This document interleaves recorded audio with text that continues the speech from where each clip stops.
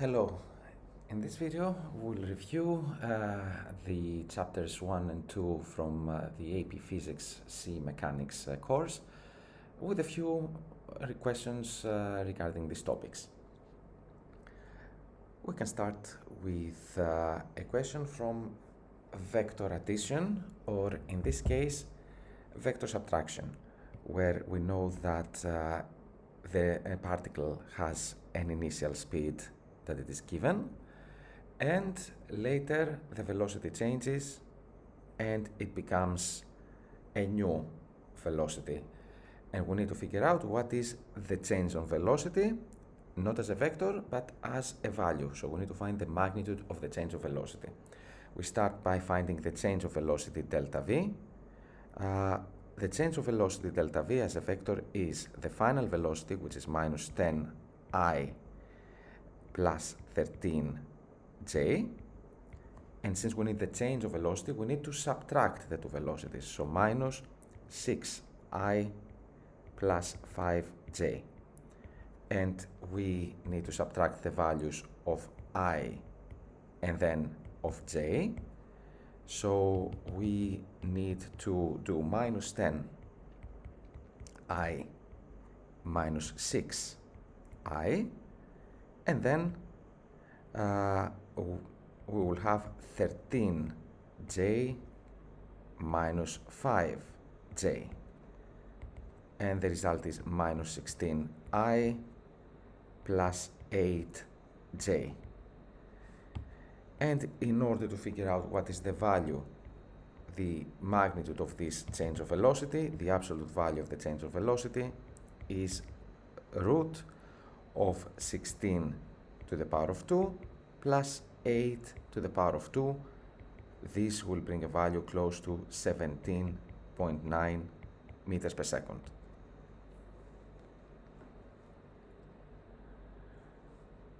We continue with the question that we need to find the magnitude and the direction of the average acceleration. So we know that an object is moving with a 3 meters per second speed at the plus x direction, and later the speed changes and it becomes 4 meters per second in the plus y direction, and this happens at a change of time which is 1 second.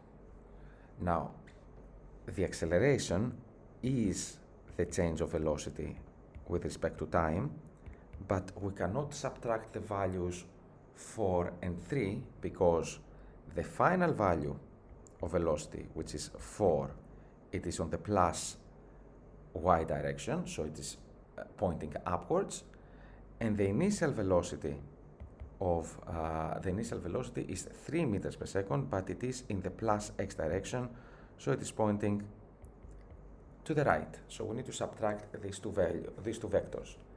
Now, vector subtraction means that we need to add the opposite of the second vector. So we need to add a vector that points up and has a value of 3 to a vector that points left and a vector that points up and has a value 4, and a vector that points left and has a value 3. And if we use the head to tail or the parallelogram method, in this case I'm using the parallelogram method, we have these two vectors and we need to add them in order to find the total value, and because they form 90 degrees, the value of this vector, in this case the value of this vector is the delta v, it is the diagonal of the parallelogram that it is formed. In this case it is a rectangle, so we can use the Pythagoras theorem to find the value of delta v.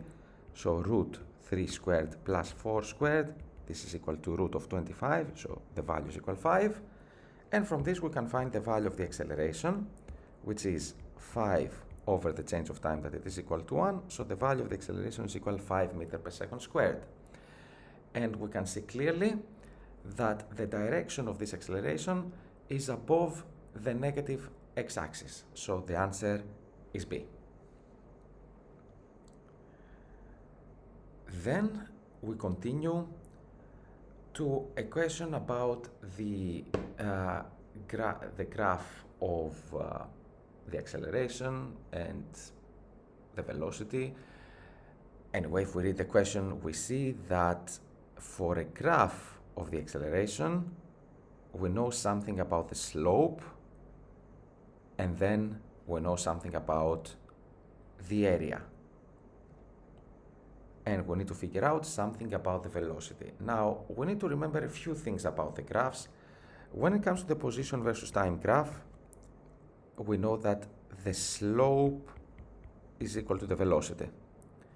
When it comes to the velocity versus time graph, we know that the slope is equal to the acceleration, and the area is equal to the change of position.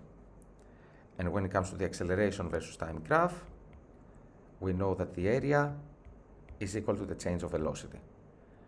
So the fact that he tells us that the acceleration graph has a slope s doesn't mean anything. It just means that the acceleration changes. So if we have the graph of the acceleration with respect to time, okay, the graph of the acceleration has a slope s, but this slope is meaningless. We cannot use it.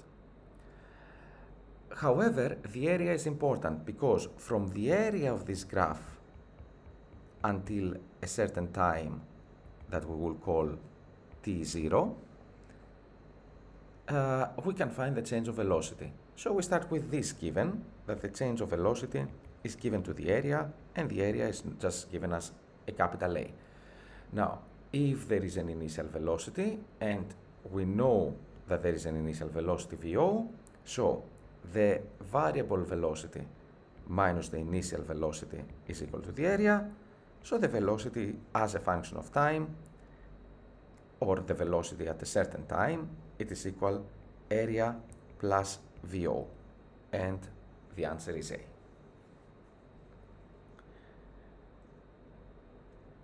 We continue with a question about kinematics.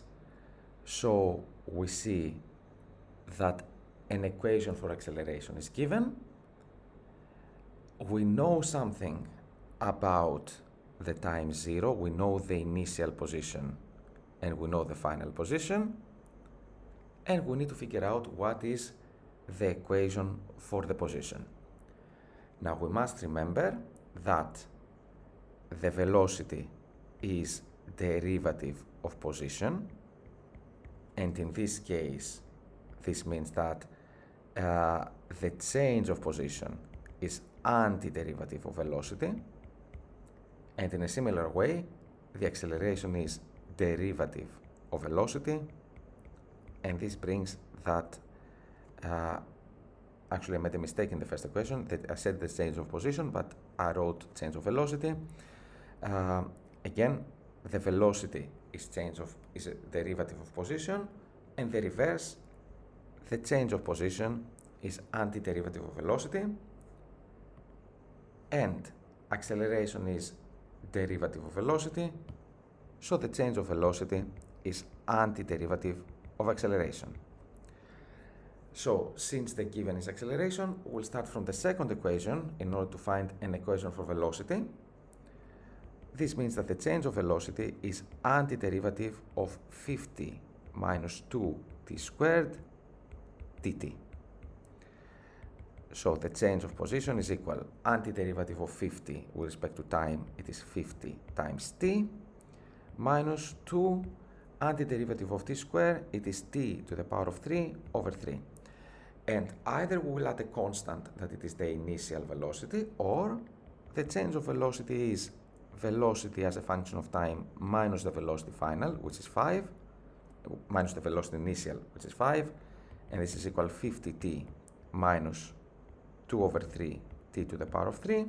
So this brings that the velocity function, it is equal 50t minus 2/3 t to the power of 3 plus 5. This is not our final answer because we need to figure out what is the change of position. In this case, the position changes in the y-axis, so we'll write somewhere that the delta y is antiderivative of velocity, and the velocity is 50t minus 2/3 t to the power of 3 plus 5 dt.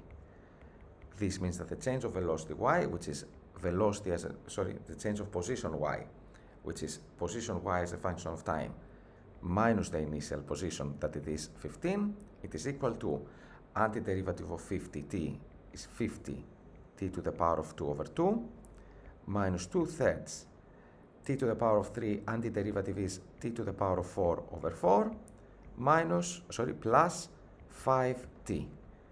And if we bring the 15 to the other side and we simplify at the same time, we have 25t squared minus 2 and 4 cancel out with a 2 on the denominator. So we have t to the power of 4 over 6 plus 5t plus 15. And this is our final answer. So the correct option has to be C.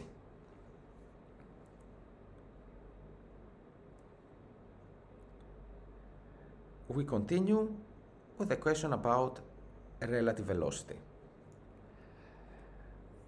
We see on the diagram that there is a boat that it's moving upward on a river stream, and at the same time the current is flowing to the left. So overall we expect that the combined velocity of the boat with respect to the land will be somewhere up and left. We don't know exactly the value, but I suspect that the final answer will be north of west. However, let's read the question. We know that the boat is traveling across the river with as shown in the figure below. The boat has a speed of 8 relative to water, so we can say that the velocity of the boat with respect to the water is 8, and it is upward. The current, now the question is trying to confuse us a little bit because the current and the water is the same thing. So I will say this is the velocity of the water with respect to the shore. So we know that the velocity of the water with respect to the shore is 6. And we need to find the velocity of the boat with respect to the shore. Now, the rule for relative velocity mentions that the velocity of A with respect to B is equal velocity of A with respect to C plus velocity of C with respect to B. So the velocity Bs will be velocity Bw plus velocity Ws. So all we need to do in this case, we don't even need to change any vector, we need to add the two vectors that are given. The velocity the velocity Bw is 8 upward, the velocity Ws is 6 to the left. These vectors act on perpendicular directions, so if we apply the head-to-tail method, 8 upward plus 6 to the left, then the resultant will be a vector that has a hypotenuse on the right triangle that it is formed. The value is x, and we can find it as x is equal to root of 6 to the power of 2 plus 8 to the power of 2. The result is root of 100, so it is 10 meters per second. Now the angle, we don't need to calculate it, it is clearly north of west, but if we need to calculate it, then the angle theta is equal inverse tangent of y over x component. Now the y component, it is the 8, so inverse tangent of 8 over 6, and probably this will bring around 53 degrees.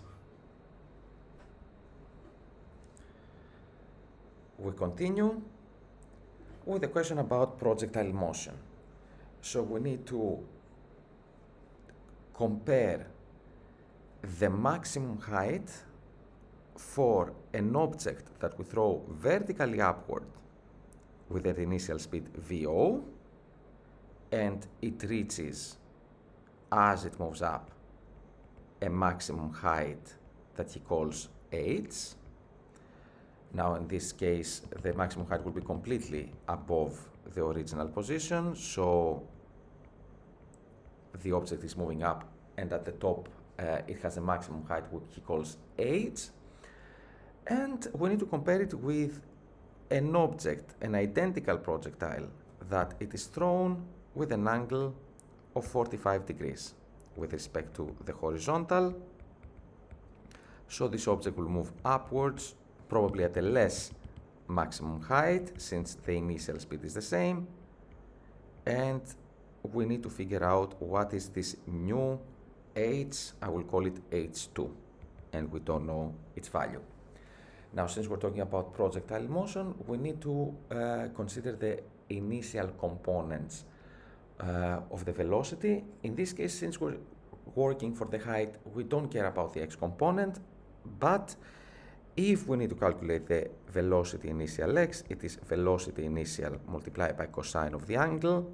In the first case, the angle is 90 degrees, so the result is 0. The v initial y, it is v initial multiplied by sine of 90, so sine of 90 is 1, so it is just VO. In a similar way, the velocity initial y for the second particle, it is VO multiplied by sine of 45 degrees, and this is VO multiplied by root of 2 over 2. And since we need to work about the height, there are two ways that we can solve this. One is the rule for height, that it is v initial y multiplied by t minus half gt squared, but we don't know anything about the time, so we cannot use this equation. So we have to go to the third rule, which is v final y squared, it is equal v initial y squared minus 2g delta y. If we apply this law one time for the first object, and we need to remember that at the top, the v final becomes 0. So 0 is equal v initial y, that it is vo to the power of 2, minus 2g delta y. In this case, the delta y is h. So we bring the 2gh to the left side, it is equal with vo squared, and the initial height h, it is just vo squared over 2g. We try to work the same way for the second object, so again 0, it is equal. The initial speed for the second object is vo root of 2 over 2 to the power of 2 minus 2g times the new height. So 2g times the new height is equal vo squared times 2 over 4. Now the 2 over 4 can be cancelled out, and we'll have 1 over 2.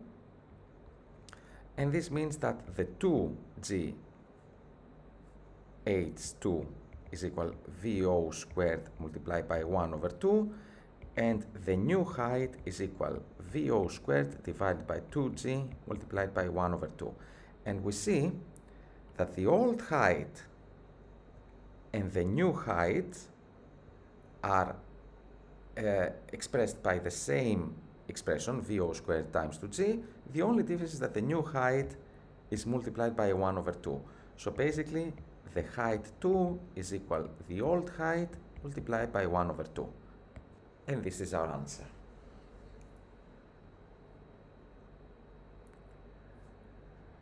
We continue with a question about the center of mass.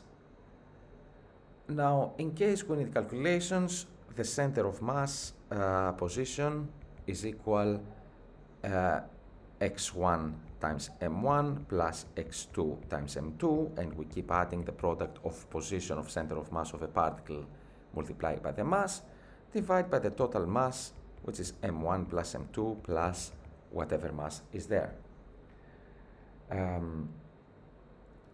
In this case, we don't need to consider any calculations. We have 3 solid objects, and all of them have uniform density. Object 1 has uniform density, object 2 has a small hole on its lower half, and object 3 again is a solid board with with smaller dimensions. So since we have objects with uniform density, it means that the center of mass, at least for the first object, will be exactly at its center. And for the third object, which is again a small cube, and we see the center of mass, actually the center of mass is given at position O/2, so these two objects will have the same position for the center of mass. However, for the second object, okay, it is a board, but a piece is missing at its lower half. So this means that the top half has more mass. So the center of mass, it is approximately somewhere above above the center of the object. Since the lower half has less mass, it makes sense that it is heavier on the top half, and the center of mass is somewhere above the geometrical center of the object. So the position of the second center of mass is greater than the position of the first center of mass, and this y1 is equal to the position of the third center of mass, y3.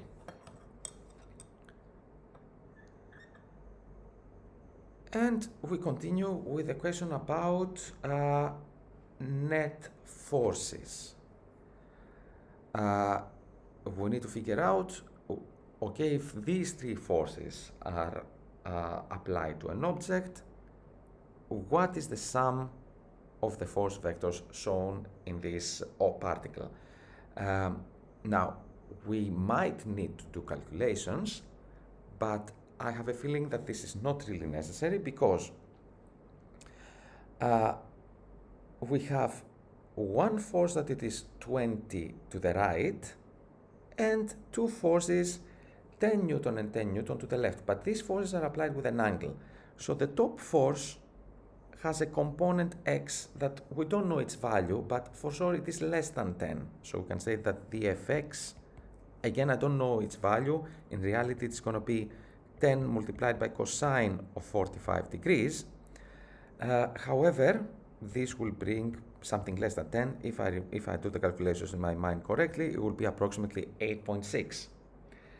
And for the second vector, that it is 10 on the southwest direction, again there will be a component left. Actually, I made a mistake with my calculations.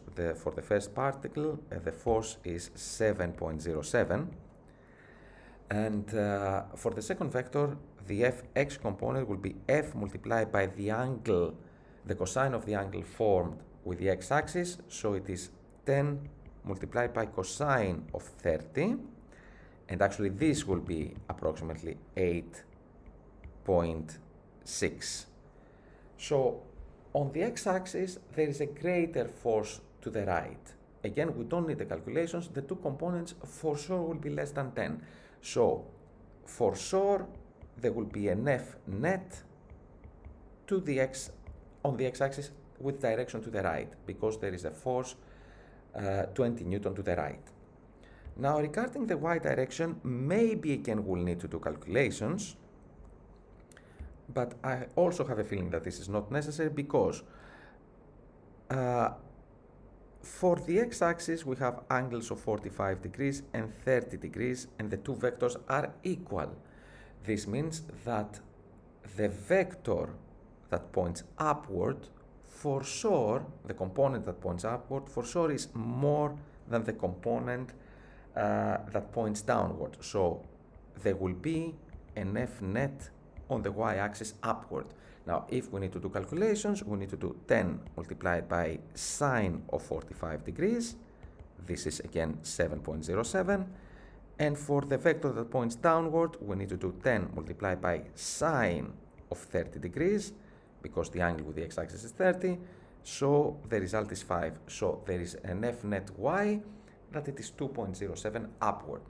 So the sum of these two vectors have components that has components on the x, on the plus x and on the plus y direction.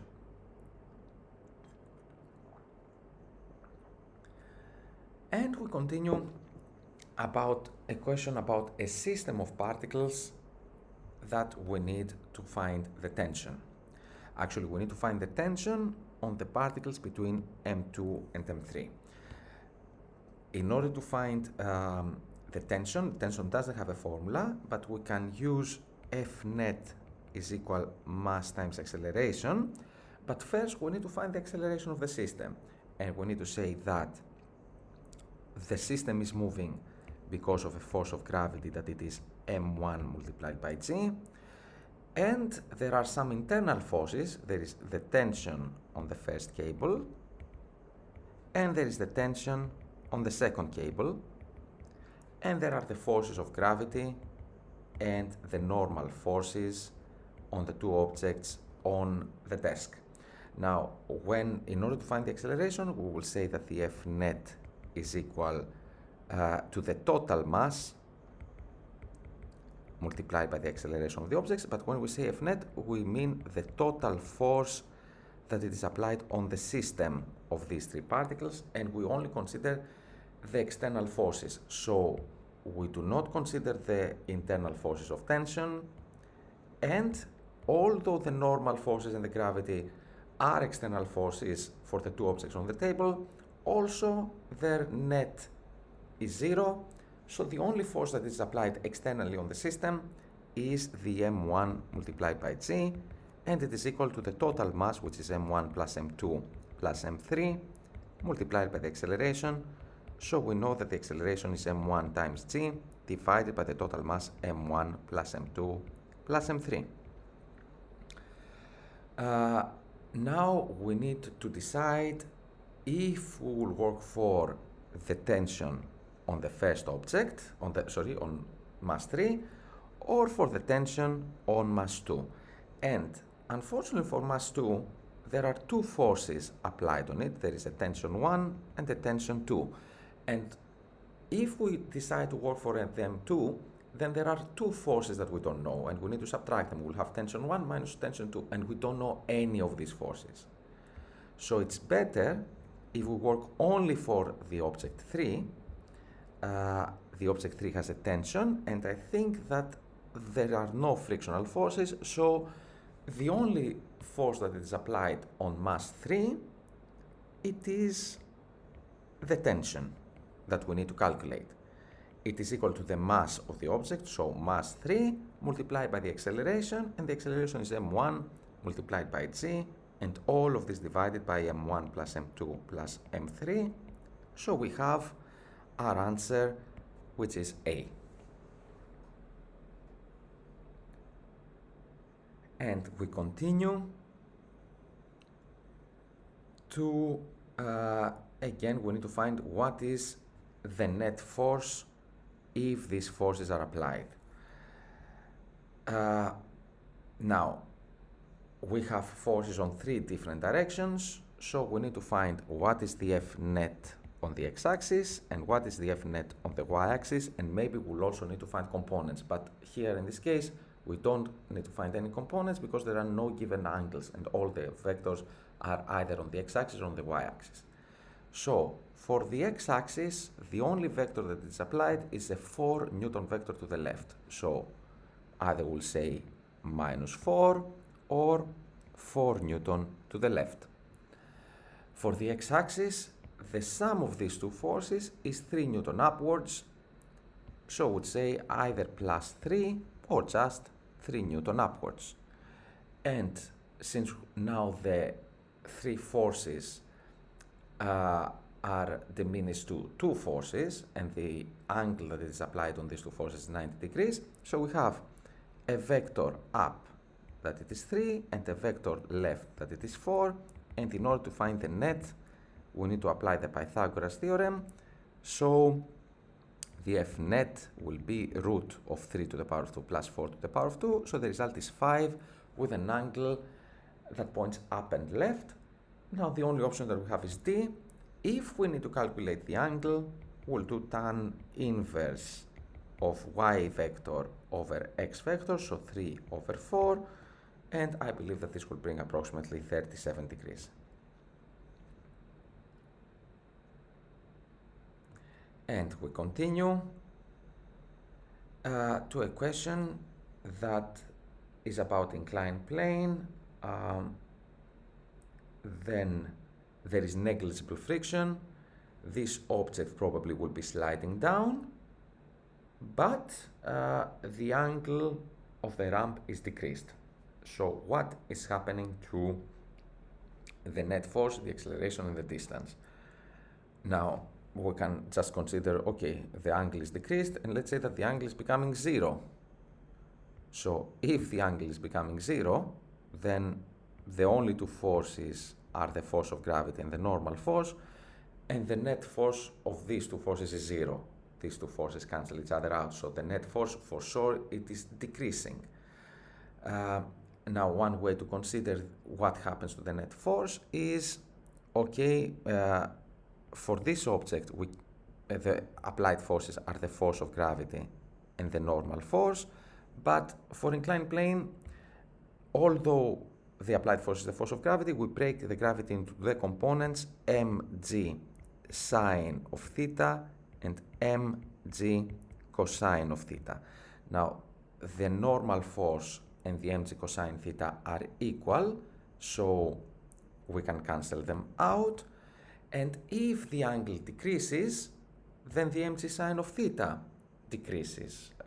You can work with a calculator and just insert random values on the angle. You can consider sine of 60 degrees, then sine of 45 degrees, then sine of 30 degrees.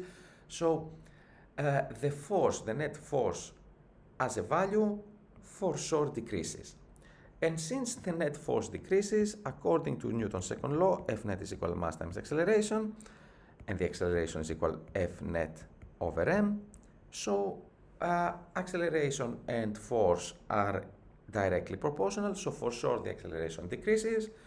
And since the acceleration decreases, the distance that the object will be traveling will be becoming less as a function of time, since that the delta x is equal v initial t plus 1 over 2 at squared, so less acceleration will result in less distance.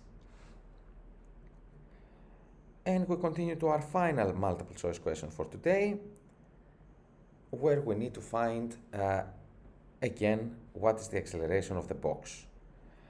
The free body diagram is given, but we see that one force is applied at an angle, so we need to break it into its components. So we need to say that there is an ft multiplied by cosine theta on the x-axis, and an ft multiplied by sine of theta on the y-axis. Now, if we need to work for the y-axis, in this case this is not necessary if I'm not mistaken, but if we need to work for the y-axis in order to find the f normal, then the f net on the y-axis is 0, so the f normal plus ft sine theta, it is equal to mg. So if the question was about finding the f normal, or if we need the f normal in order to calculate the force of friction, we can say that it is equal to m times g minus ft sine theta. Now, the acceleration is not happening on the y-axis. This object is moving to the right or to the left. I don't think that he tells us where the object is moving. However, for the x-axis, the f net is equal mass multiplied by acceleration. Now, we see clearly that the force of tension is more than the force of tension on the right side, on the force of tension cosine theta on the right side. So what we can say, it is ft minus ft cosine theta. Now, if I'm honest, if I were a student, probably I would have done the opposite. I would have said that the f net is equal force to the right minus force to the left. It doesn't matter which way you will apply the subtraction, but we're going to see something. It is equal to mass times acceleration. On the left side, we have common factor, ft, so we have ft cosine theta minus 1, it is equal to ma, so we get that the acceleration is ft cosine theta minus 1 divided by the total mass. And although we don't have exactly the same answer, we have the same magnitude. Our answer in part B are exactly the same. The only difference is that they are opposite. Instead of 1 minus cosine theta, we have cosine theta minus 1. This proves what we just said before, that the tension to the left is greater than the tension cosine theta, and that's why we have a bracket that actually has a negative value. So actually the acceleration is negative with direction to the left, and the magnitude of the acceleration is exactly the same as the same value but positive. So the magnitude is 1 minus cosine theta. So this ends up our review for the multiple choice questions of the AP of an AP mock exam for the topic of kinematics and dynamics. If you have any questions, please write it on the comments. Thank you.